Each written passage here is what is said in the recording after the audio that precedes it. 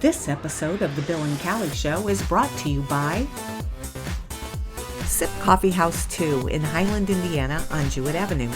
Great coffee, lattes, smoothies, and more. Food and treats you will adore. Small town charm with big city selection.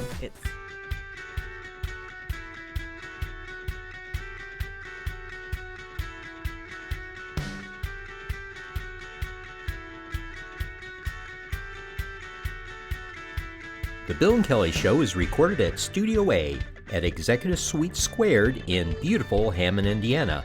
Now, here's Bill and Kelly.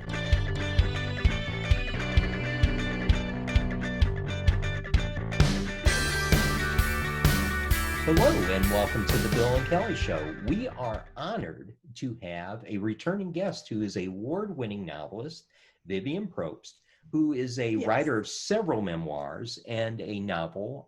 Death by Roses is one that got this whole thing started. Is that correct? Award-winning, baby. Award-winning.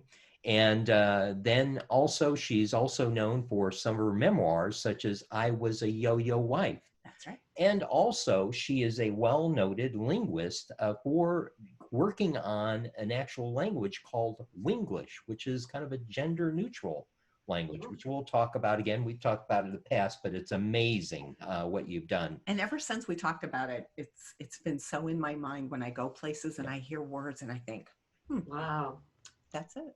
Yeah. Wow. Well, So welcome to our show. Yes. Hey, welcome back. it's so great to be back. Yeah, love your show. Thanks. Oh, We thank love you. Yeah, we do love you. We Yeah. do. It goes both ways.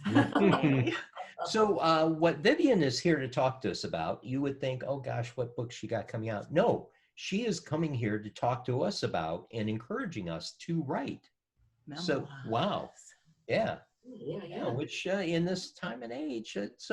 Why don't you talk to us a bit about your experiences as of late and what makes you think we need to, especially during these times, start writing memoirs ourselves? I love it.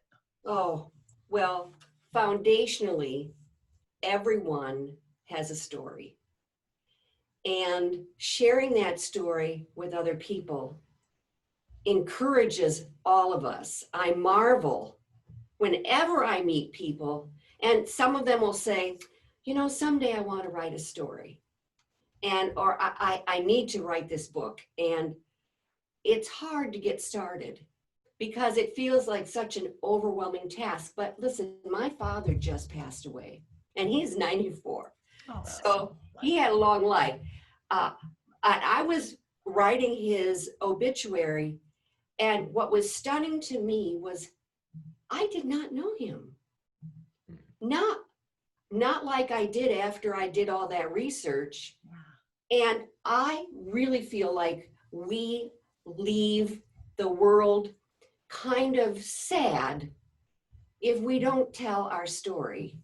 And it doesn't have to be a big undertaking, but for those of you who've ever thought I should write, just do it, because it broadens everybody's connection to each other. And do we need connection right now? Oh, what have we all been going through? So foundationally, write or do something that tells us your story. That's where I start. I love that so much. And having been adopted, I'm really big into genealogy now and trying to find things. I would kill for books with information about my relatives that I never met and didn't know, but I would love to know more about them. Yeah. She's told me more about my relatives through her. Through genealogy. It's so interesting. And I love that. Writing things down and telling your story. I think that all of us need to be able to talk about ourselves. And that action isn't just selfish. I mean, some people might say, well, number one, I don't have an interesting story, so why would I write it? And number two, it sounds like a lot of work. I think what we sometimes miss is the gift of letting other people know who we are and what we've learned, so that, because it has an impact on other people. And not only that, but what I love is it lets us go back into our own lives and resolve things that maybe are still hanging out there that we've forgotten about, at least consciously, but it gets us back in. And like I said, it's kind of like a healing process. It's cathartic to write a memoir. So that's another thing to consider.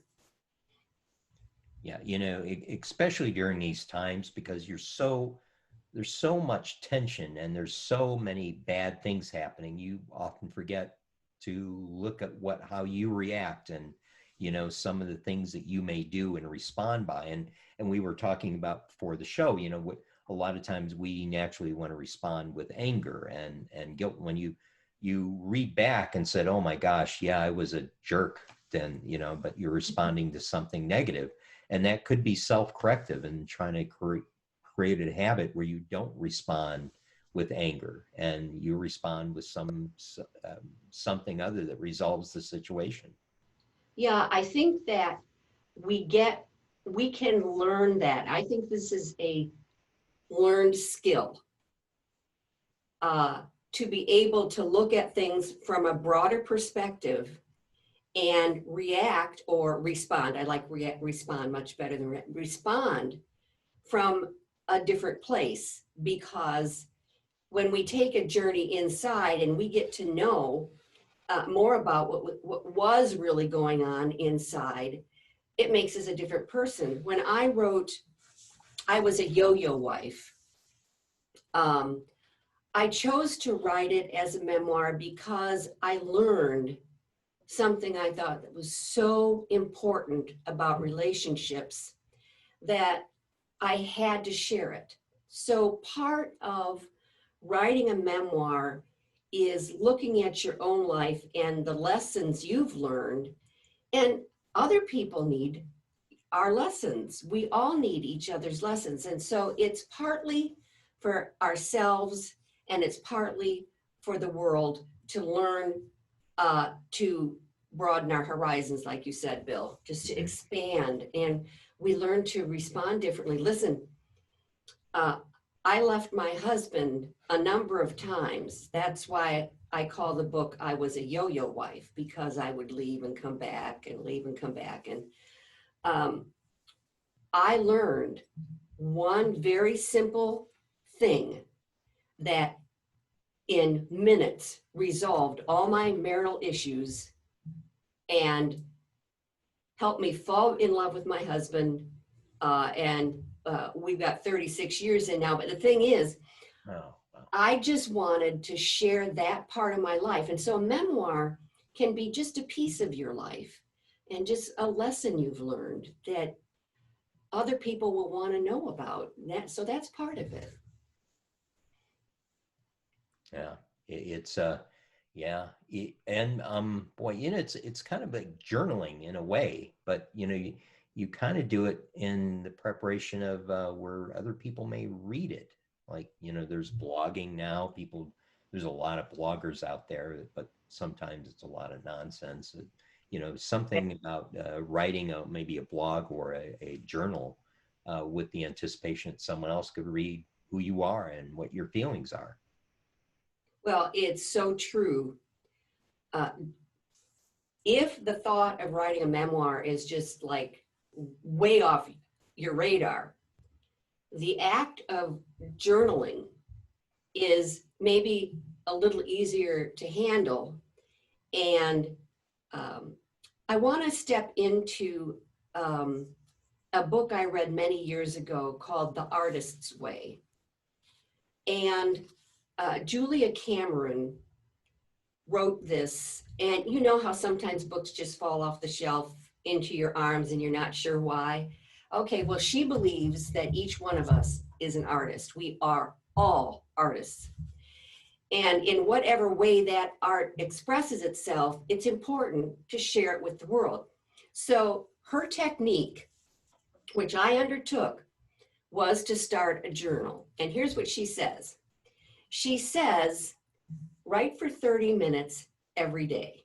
All right, now some people are going to fall off that right away because 30 minutes a day is not possible. However, for those of you that are serious about wanting to write a memoir or about sharing your life with others, here's the magic of this. You just write anything, blah, blah, blah, blah, blah. And if that, even if that's all you write, for 15 minutes, you write the blah stuff, which she says is the junk, the garbage, the, oh, this happened to me yesterday, Dexter did this, Dexter did that, you know, whatever it is. And then when you get into the second 15 minutes, you start getting down into the real stuff. And I followed her technique, and everything that I have done, everything I have written has come from my journaling experience. I have the journal with the day and time that I started understanding how gender biased English is. And that began my decade research into Winglish.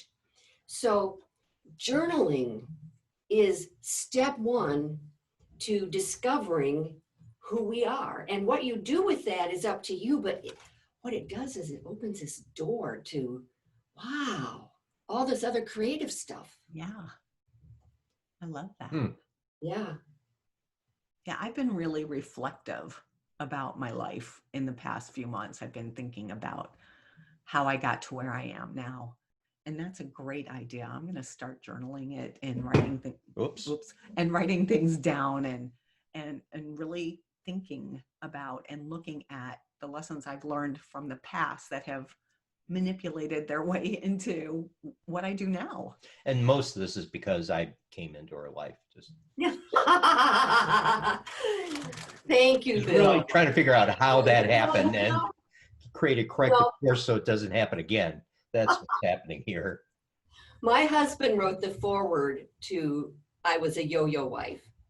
And I'm not going to say he understands what I learned, which is really very simple, but we are so enjoying our marriage that he was willing to say, you know, I'm glad to be a part of this because I am so happily married now. So that journal piece, and I'm not going to tell you you have to journal. I'm not going to tell you you have to write. If you paint, if you sing, if you create radio shows, whatever you do is your art, okay? So whatever gets that art out of inside, outside, it is because you have a gift to share. And so share it and watch and see what happens and how you benefit because you're sharing yourself with others. And I think you are the most fascinating person on the planet. I think you will benefit from taking that approach to your life. And we will all benefit. Absolutely. Because you get. Talking to me or you? Everybody. Yes. Oh, everybody. Okay. Yeah. Yes. Sorry. Talking to the public. When you said you're the most fascinating person on the earth, she can't be talking about. Yeah. You don't. Sorry. Anyone that sees this. Yeah. Yeah. And once you get that, now I Was a Yo-Yo Wife, I am a linguist and I play with English all the time. So in I Was a Yo-Yo Wife, what I had to learn was that there's a door in to this person you really are that often hides out because, listen, if you had a tough upbringing, things in life have not worked out the way you wanted, you know, that stuff has gone into hiding. If you've lived with pain, if you've lived in poverty, if you've lived in tough upbringing, illness, whatever, that stuff tends to go lay low because you have to cope to survive. But what's inside is so extraordinary. So there's a door, I believe, that you have to walk through to get to that wonderful treasure that you are. And that door is to adore yourself. Get the plan words. You know, I can't help myself, but the door is to adore who you are, because who you really are is adore-able. You are able to adore. And once you get over that, because I got to tell you, I'm sure Bill and Kelly, I'm sure this is true. I'm sure this is for people watching. People tend not to adore themselves. And this is not about being conceited and prideful. This is about, once you get who you are and your gifts, then you just want to live this wonderful life that you can live once you know who that is. And so it doesn't lead to conceit and arrogance. It leads to treasuring yourself, and then you can really share who you are with others, you know.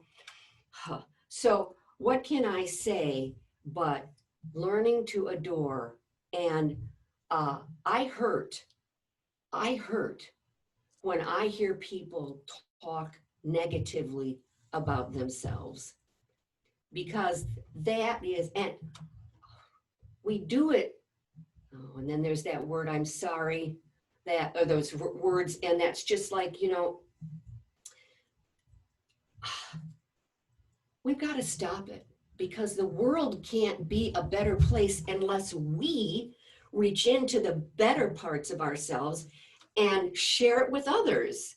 So it's just incredible. You are incredible. And, you know, sharing that can be helpful. I mean, we were talking before about, you know, how in these difficult times, it is kind of reassuring when you read someone having a similar problem that you're having. You know, we're talking about finances. You know, everyone's had difficulty, Sure. except if you're a billionaire, then just a matter of moving money. But, you know, and, you know, our show, we've had difficulty in.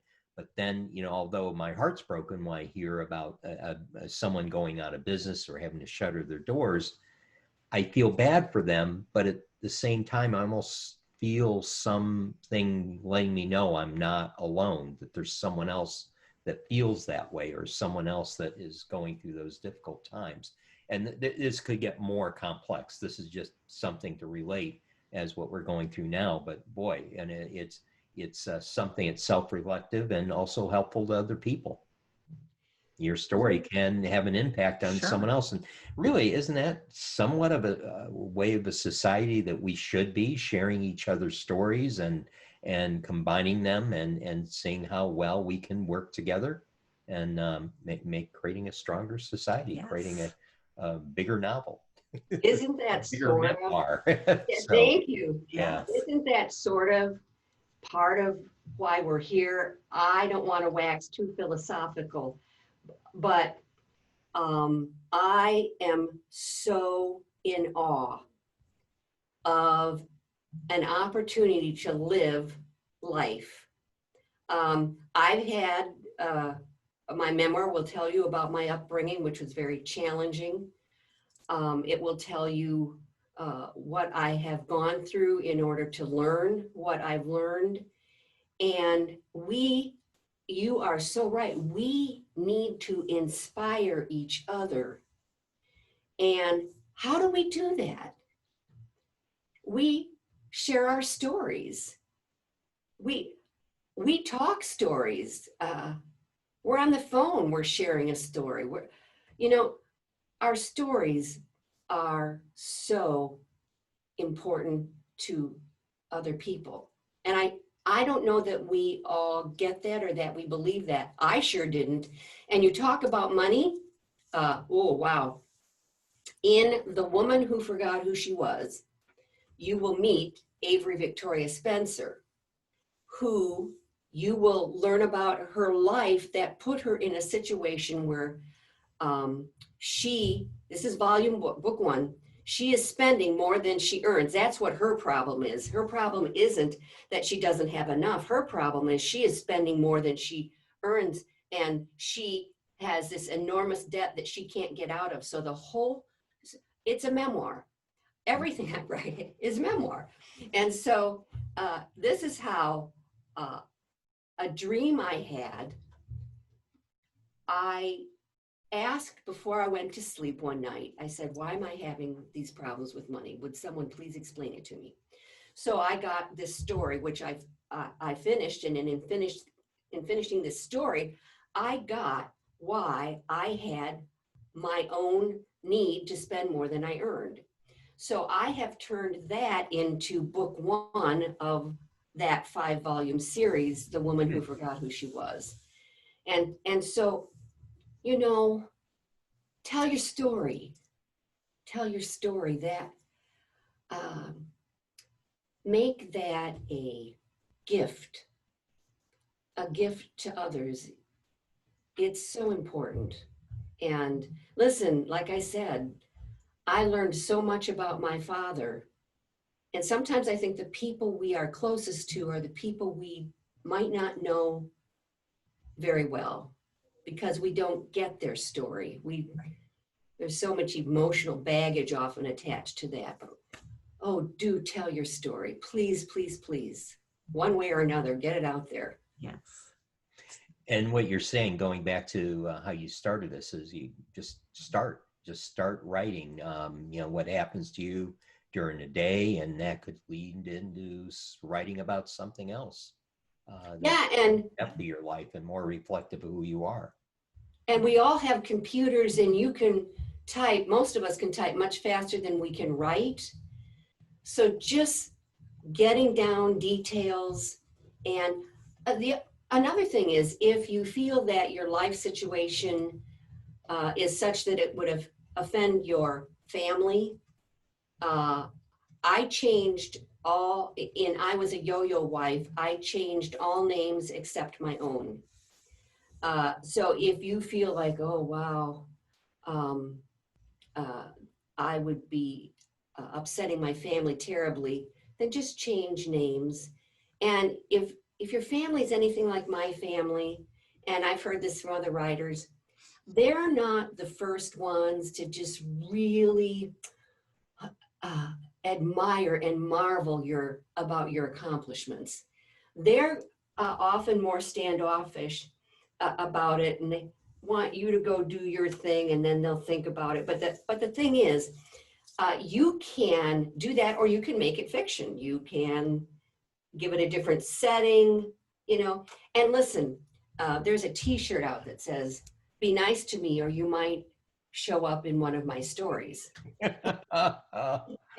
And so whether you write nonfiction or fiction, people who know you will eventually get around to, is that me that you're writing? So, no, that reminds me of David Benjamin, something like he would say. Yeah. Yeah. yeah. I don't know if you know Dave or not, but he's another author that we've had on the show. But yeah, his satire is cutting edge, literally cutting edge. I love it. I love it. We all have talent. We all have gifts, and don't let the thought of putting your life out there dissuade you. However you choose to do it. Think of our songwriters. I really believe a lot of them sing out their life story or a particular event that caused them either great pain and suffering or great joy. And so they sing it out. Yeah. So whatever helps you express that, let's just do it. Absolutely. Yeah. You don't have to become an author and publish these. You can blog, you can, or just put it on. Remember when you were a kid and you wrote in your diary? Oh, man. Every night. Yes. You guys have slam books? I don't know what slam like a collective book that people passed around. You wrote stuff about them. Yeah, kind of. Yeah, it's like a Was it nice mini stuff or diary. not nice stuff? And then people would write some Well, things about you after you wrote I stuff in. feel It was like like, if it's called a slam book, it's Yeah. like being mean. no, it wasn't. A lot of times it wasn't mean. You know, a lot of times it was, you know, cool stuff. But yeah, Okay. periodically you had some jerk out there. Yeah, well, We had autographed books. yeah, it's We kind of had like a yearbook. It was Well, like I was going to say yearbooks, though. It was always like, it was so nice to meet you. You're such a cool kid. Stay, stay awesome. Can't wait till next year. Yeah. That kind of. And this goes a little deeper. Yes. Yeah, Well, my senior year of high school, I was so boring because I decided I didn't want to just write something like, it's been great knowing you, blah, blah. One of my favorite quotes in the whole world is from The Little Prince by Antoine de Saint-Exupéry, where the fox tells the little prince's secret, that it's only with the heart that one can see rightly. What is essential is invisible to the eye. And that is how I signed everybody's yearbook that year. Oh, good for you. But I felt like that really meant something to me, and so I shared it. Yeah, that's where the little fox, your admiration. Yes, my little fox is named Antoine. We have a fox out in our I have yard. A fake fox. It's a Oh, I was going to just ask about that. We named him Antoine because of Antoine de Saint-Exupéry. Awesome. Yeah, well. One thing is, suppose someone's out there saying, you know, gosh, I've got this may be worth thinking about publishing. I mean, you know, at that point, what does somebody do? Yeah, what does someone do? If they decide, you've done this is a book. Yeah. I mean, they get all these scripts down and put them together, and I suppose you have to put them down in writing so you can hand to a publisher. So what do you do? Yeah, what do you do from there? Okay, so first, it's I think it's a good idea to act like you're sitting with someone who is just going to be profoundly interested in your life, like you're maybe being interviewed or something, and share your story. You can do it verbally if that helps. It's good to start, I believe, I'm not really a fan of starting a memoir with I was born in a log cabin in central Kentucky. Oh yeah, the jerk. Go there. No, if someone read my memoir, that's. I like it, and I've read a lot of memoirs. I like it if you start with a situation or event that's compelling. All right. And now you're going to tell the story around that event. When I started writing I Was a Yo-Yo Wife, I started around what caused the end of my first marriage. So there was a story to it. And from there, I went on to explain how my second marriage got into trouble and what I learned so quickly that made that go away. So I start somewhere with something that's interesting about your life. Yes, there is something interesting about your life. For those of you that are saying, oh, there's nothing interesting about my life. Okay, so just get that. And move around that rather than feeling like a memoir has to start with birth and go to the present time. Your memoir could just be a piece of your life that was profoundly important to you. Stephen King, who everybody knows, wrote a sort of memoir, and he calls it On Writing. And so what it is a memoir about how he wrote volumes and volumes and volumes, and no one, he was bagging groceries and no one wanted his story. So he starts there, and then he talks about what he learned about life and about writing. To me, it's the best memoir I've ever written or read. So just start, even starting with where you are right now. And if writing is laborious for you, then talk it. Get a recorder, get your computer out and just talk. And just pick a point at which to start. All right. And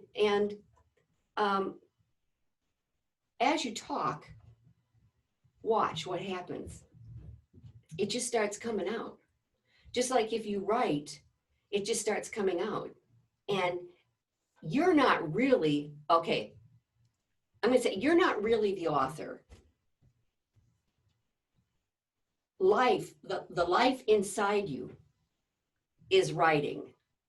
And I've always felt when I'm writing like I'm a secretary.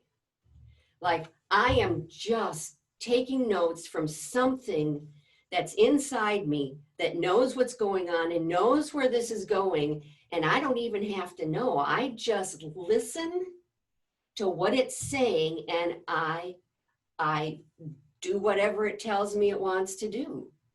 And as long as it's legal, moral, sanitary, safe, and et cetera, et cetera, et cetera. But the point is the starting, just start right now. Just start writing what's going on right now.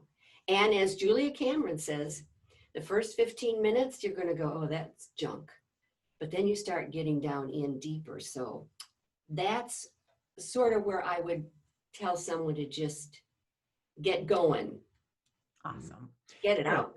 I just, as we're sitting here talking about this, thought came to me, you know, and what you may consider as dull and dreary, you know, when we all read books, when we read passages, you know, our imagination comes into play and you start visualizing things. And so what you may think is totally not interesting, someone else may find very interesting. Right. Or So I've gone through that, yeah, or I did yeah. that, or yeah, exactly. Or their view of what happened to you is vastly different Yes, because I it's love something that they would have never experienced in their life. But Vivian, we probably do need to start wrapping up, even though I think we but I have one more question. Oh yeah, go ahead. Okay. I want to know, what did you learn about your dad that was super interesting to you that you had no idea about? My father was a resolute,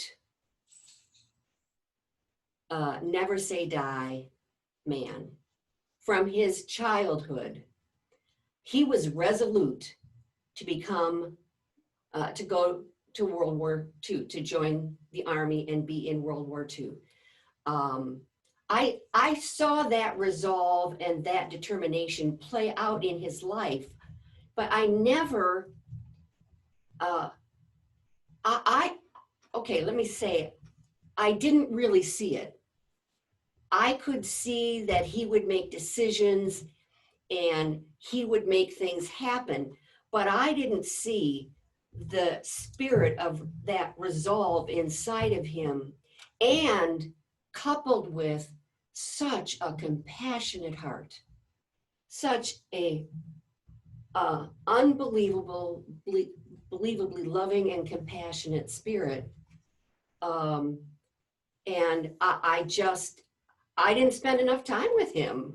When I was with my dad, a lot of times things weren't going well, right? I mean, when do you just sit and talk with your parents, or do you, are you mostly talking to them when things need some sort of resolution? You know, I don't know, but those are the things. What a resolute man he was, and what compassion he had for others. Yeah. Thank you for letting me talk about that. I love that. It means the world to me. Yeah, it's you know, a lot of times when we look back on our parents, we see someone completely different than what we were growing up. It's just, yes. You know, Yeah. interesting. Yeah. Oh, thank you so much. Thank you for sharing all of this. Thank you. You're wonderful. We love you. Ditto. Before we close out, let's remind people how they can get a hold of you. Your website is vivianprobst.com. Yep. And if they want to learn more about your gender neutral language that you've kind of developed, same website, vivianprobst.com/winglish. Yes. And that same website will get you to information about your other books and memoirs. Yes. And Yo-Yo Wife and Death by Roses they're both out on Amazon. So Mhm. if those interest you, check there. Check them out, baby. They're Yeah. great. Yeah. I own both. Woo-hoo. I own both, and I love them. Yeah. Oh, thank you so much. Thank you. Thank you for everything you do, Yes, and thank just you. the things you brought to the world. It's amazing.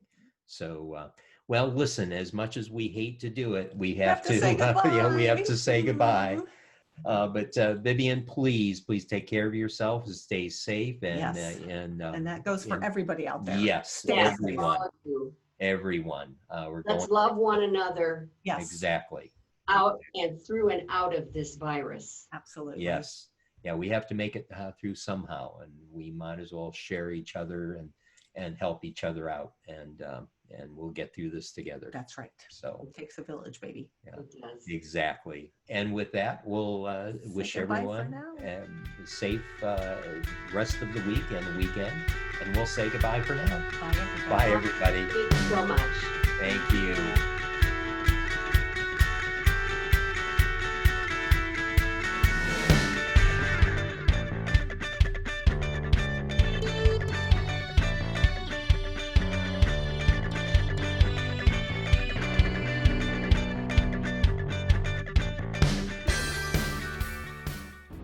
This episode of The Bill and Callie Show is brought to you by Sip Coffee House 2 in Highland, Indiana on Jewett Avenue. Great coffee, lattes, smoothies, and more. Food and treats you will adore. Small town charm with big city selection. It's Sip Coffee House 2.